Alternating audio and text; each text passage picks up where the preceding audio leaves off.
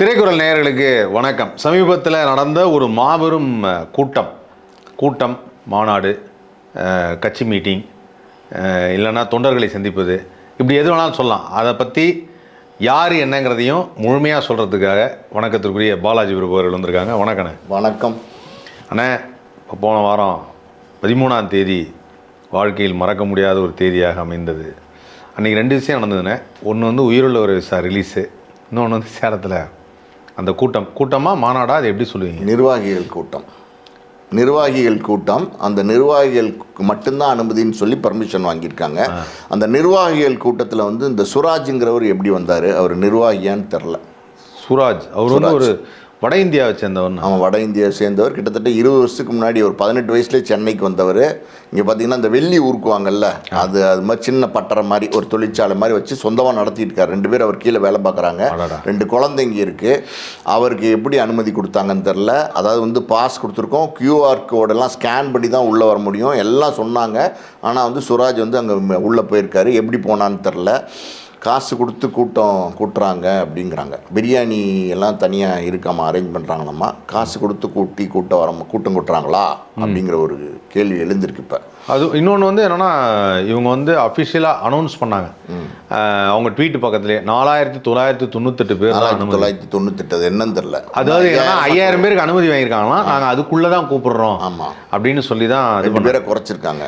ஆமாம், அந்த 2 பேர் யாருன்னு தெரில. ஆனால் அந்த கூட்டத்தை பார்க்கும்போது அப்படி தெரியவே இல்லைண்ணே. ஆமாம், கூட்டத்தில் கூட்டமே இல்லை. கூட்டத்தில் கூட்டமே இல்லை. ஓகே, கூட்டத்தில் கூட்டம் இருக்கணும்ல. கூட்டம் இருந்தால் தானே அது கூட்டம். ஆனால் கூட்டத்தில் கூட்டமே இல்லை. ஒரே கன்ஃபியூஷனாக, பயங்கர வெயில். கரெக்டாக 12 மணிக்கு. ஆனால் அங்கங்கே காலியான இடங்கள் பார்த்தேன். இல்லை, அங்கங்கே காலியான இடங்கள்ல எல்லா இடங்களும் காலியான இடங்கள் தான். அங்கங்கே தான் ஆளுங்க இருந்தாங்க. ஓ, அப்படி இருந்தாங்க. குரூப்பா.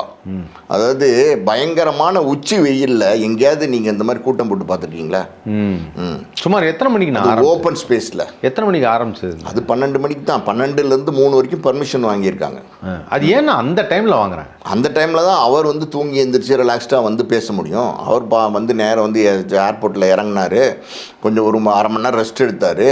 அவர் ரிலாக்ஸ்டா வந்தாரு. ஒரு 12:20க்கு மேடை ஏறினாரு. இப்படின்னாரு. வழக்கம் போல பார்த்தீங்கன்னா, நெஞ்சில் குடியிருக்கும் சேலம் மக்களே அப்படின்னு ஆரம்பிச்சு பார்த்தீங்கன்னா, அவர் வழக்கமாக பேசுறது தான். புதுசாக ஒன்றும் பேச நெஞ்சில் குடியிருக்கும்னு இந்த தடவை ஆரம்பிக்கலண்ணே. இல்லை, நடுவில் சொல்லியிருக்காரு. நடுவில் சொன்னார், கடைசி கொண்டு போயிட்டா. ஃபர்ஸ்ட் என்ன சொல்லியிருக்காருன்னா கரேஜ் அப்படின்னு ஆரம்பிச்சார். இல்லை, கரேஜ் அப்படிங்கிறது இவருக்கு இந்த நான் வந்து திடீர்னு கேரேஜை பற்றி பேசுகிறாரு அப்படின்னு யோசித்தேன். இந்த காரெல்லாம் ரிப்பேர் பண்ணுவாங்கல்ல, கேரேஜா? ஓகே, இல்லை, அவர் என்னடா கேரேஜை பற்றி பேசுகிறாரு அப்படின்னு யோசித்தேன். அப்புறம் கேரவேன்லேருந்து வந்ததுனால கேரேஜை பற்றி பேசுகிறாரு. அது கேரேஜ் அப்படின்னு ஆரம்பித்தார். அப்புறம் பார்த்தா கரேஜ். இவருக்கும் அவருக்கும் சம்மந்தமே இல்லை. கரேஜுக்கு சம்மந்தம் உள்ள ஆளாக இருந்தால் கரூரில் 41 பேர் இறந்தப்ப ஊரை விட்டு போக மாட்டேன்டா, இங்கே தான் இருப்பேன் அப்படின்னு நகராமல் நின்றுக்கிறோம்ல. அங்கே தைரியத்தை காட்டல. அங்கே தைரியத்தை காட்டாமல் அவர் போன வேகத்தை பார்த்தீங்கல்ல, பயங்கரமான வேகம். அதாவது வந்து பார்த்திங்கன்னா, அதை அங்கே பேசிகிட்டு இருக்கும்போதே பிரச்சனை. அப்படியே பார்க்குறாரு, திணறிட்டார். நம்மளை இங்கே முக்கிடுவாங்களோ சுற்றிடுவாங்களோன்னு பயந்துக்கிட்டு, சுற்று போட்டுருவாங்களோன்னு பயந்துக்கிட்டு டப்பன்னு ஓடி போய் அவுட்டரில் வந்து போயிருக்கிறாரு. வண்டியல் ஜோக் மாதிரி ஆயிடுச்சு. யாரும் என்ன ஆனாலும் க்ரௌடு எங்கிட்ட அண்ட விடாதீங்க. அப்போ ஒரு ஃபோன் வந்திருக்கு. புஷி ஆனந்த், ஆதவ் எல்லாம் இருந்திருக்கிறாங்க இவர் போகிற காரில். ஃபோன் வந்திருக்கு. எந்த நேரத்தில் ஆதவ் அர்ஜுனானே சொல்லுங்கண்ணே, எனக்கு ஒரு மாதிரி இருக்கு. அவ்வளோ நல்ல பேரை வந்து பயன்படுத்தணுமா அப்படின்னு தான் ஆதவ் அப்படின்னு. சரி, ஓகே. ஆதவ் அர்ஜுனா வந்து அருமையான சிறப்பான பேர். அப்படியா? ஆமாம், அது கரெக்டு தான். அது ஒரு பெரிய காரணம் இருக்குது, அதை நம்ம சொல்கிறோம். சொல்லுங்க. அதாவது வந்து பார்த்தீங்கன்னா, எல்லாரோடையும் காரில் வேகமாக பறந்துருக்காரு கரூர் ஹைவேயில் திருச்சி நோக்கி. அப்போ பார்த்தீங்கன்னா ஒரு ஃபோன் வந்திருக்கு. அதாவது எந்த நேரத்துலையும் புஷியை கைது பண்ணுறதுக்கு வாய்ப்பு இருக்குது அப்படின்னோடனே டக்குன்னு வண்டியை நிறுத்தி புஷியை பார்த்து சொல்லியிருக்காரு, நீங்கள் முதல்ல வண்டியை விட்டு இறங்குங்க அப்படின்ட்டு. புஷி சொல்லியிருக்காரு, என்ன தம்பி நடு ரோட்டில் இறக்கி விட்டு போகிறேன், நான் எங்கே தம்பி போவேன் இந்த ரோட்டில் அப்படின்னு கேட்டுக்காரு. நீ கரூர் பைபாஸில் ஓஞ்ச வாழைப்பழம் நல்லா விற்கும், நல்லாயிருக்கும். வாழைப்பழம் உண்மையிலேயே நல்லா இருக்கும். ஓஞ்ச வாழைப்பழமா தீஞ்ச வாழைப்பழமா? இல்லை, விற்கும், வாங்கி சாப்பிட்டோம். இது வரைக்கும் ஓஞ்ச வாழைப்பழம் கேள்விப்பட்டதே இல்லையே. அப்படி ஒரு வாழைப்பழம் இருக்கான்னு இல்லை, நான் சொல்கிறது விவேக் காமெடியில் சொல்லுவோம், நம்ம ரசிச்சோம் இல்லையா? ஆமாம், தீஞ்ச வாழைப்பழம் கேள்விப்பட்டிருக்கேன். நெருப்பில் பாட்டு தீஞ்சு இல்லை அப்படியே தூக்கி போட்டுருவாங்க. சரி, அப்படி தூக்கி போட்டாங்க. நீ அப்படி தூக்கி போட்டாங்க. அதாவது வந்து இவர் சொல்லியிருக்காரு, என்ன தம்பி உன்னை இட்டாண்டு போகிறது தான் என்னோட வேலை, இப்படி திடீர்னு நடு ரோட்டில் என்னை இறக்கி விட்டு போகிறீங்களே தம்பி அப்படின்ட்டுருக்காரு. ஐயோ இறங்க சார் அப்படின்னு சொல்லி, உனக்காக காருக்கு ரெஜிஸ்ட்ரேஷனுக்கெல்லாம் நான் ஒத்துக்கிட்டேனே தம்பி. அது மட்டும் இல்லை, புஷி பாவம் தான் நடு ரோட்டில் நின்றுக்கிட்டு இருந்தார். இவர் பறந்துட்டார். இவர் வந்து கேரேஜை பற்றி பேசுகிறார். கேரேஜ் தானே? ஆமாம், கரேஜ். கரேஜா courage I am courageous man. இவர் வந்து தைரியசாலியாம். அவர் வீட்டுக்குள்ளே போய் பார்த்தீங்கன்னா 3-4 நாள் வந்து வீட்டை விட்டே வெளியில் வரல, கதவே திறக்கலைங்க. பால் பேக்கெட் போடுறோம் போய் டெய்லி பார்த்துருக்கான். சார் பால் அப்படின்ட்டு இருக்கான். பால்லாம் வேணாம், ஆல்ரெடி அவர் ஊற்றிட்டார் 41 பேருக்கு பால், நீ கிளம்பு அப்படின்ட்டாங்க. சார் என்ன அந்த பால் பாக்கெட் வாசலில் போட்டதெல்லாம் எக்ஸ்பைரி ஆகிருக்குமா? எக்ஸ்பைரி ஆகல, போடவே இல்லை, வாங்கவே இல்லை. அவர் டின் பால் போட்டு டீ குடிச்சு காபி குடிச்சிட்டு டென்ஷனாகவே உட்காந்து இருந்திருக்காரு. என்ன நடக்குமோ. இவர் வந்து கேரேஜை பற்றி பேசுகிறாரு. சாரி, கரேஜை பற்றி பேசுகிறாரு. ஆனால் இருந்தாலும் வந்து இந்த கூட்டத்தில் வந்து ஏகப்பட்ட விஷயம் சொல்லியிருக்காரு சார். அவர் என்ன ஏகப்பட்ட விஷயம் சொன்னார்? எனக்கு ஒரு விஷயம் கூட புதுசாக தெரியல.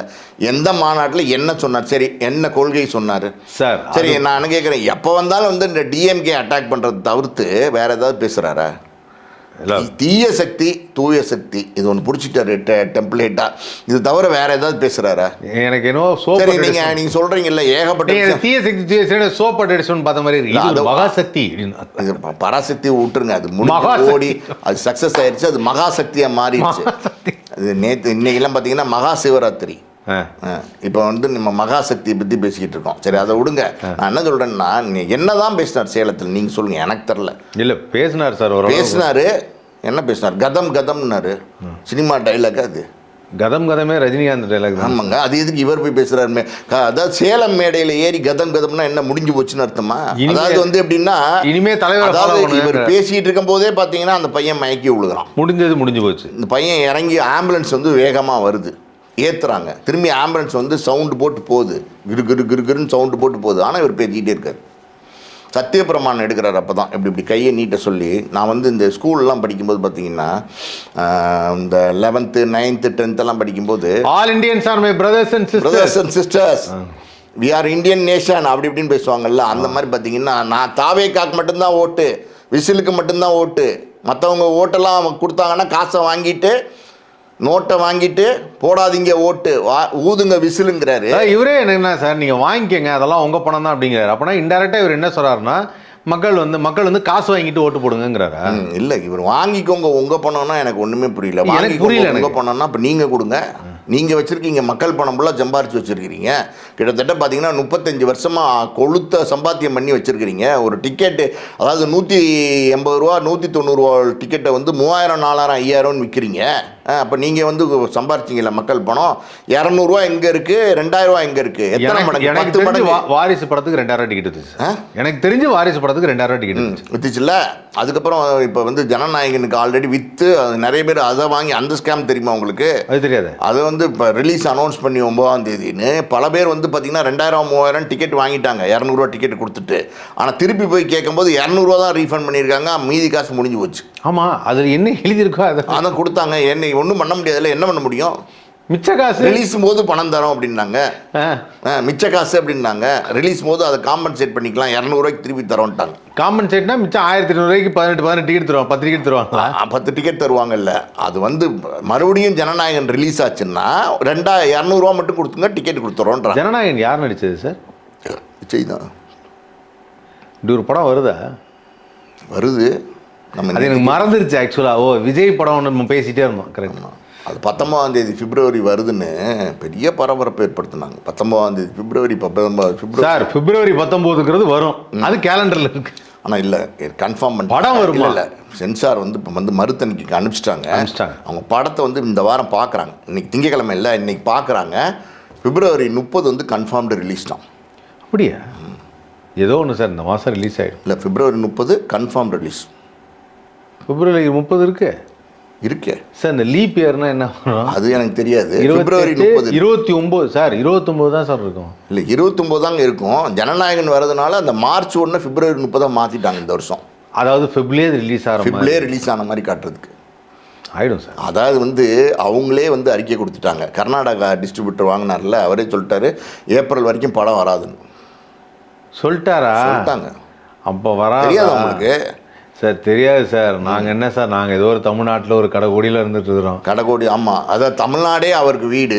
நமக்கு என்ன, நமக்கு ஏதோ ஒரு பக்க ஓரத்தில் இருக்குது ஒரு 4 ஓடு.